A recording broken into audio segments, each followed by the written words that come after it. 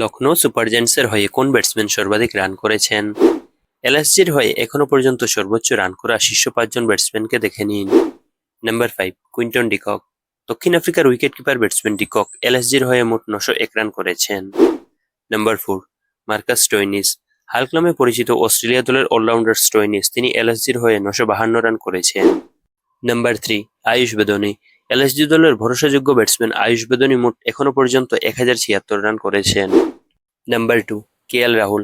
Lucknow super জায়ান্টসের হয়ে রাহুল মোট 38 ম্যাচে 1410 রান করেছেন। এর মধ্যে তিনি 2টা সেঞ্চুরি এবং 10টা হাফ সেঞ্চুরি করেছিলেন।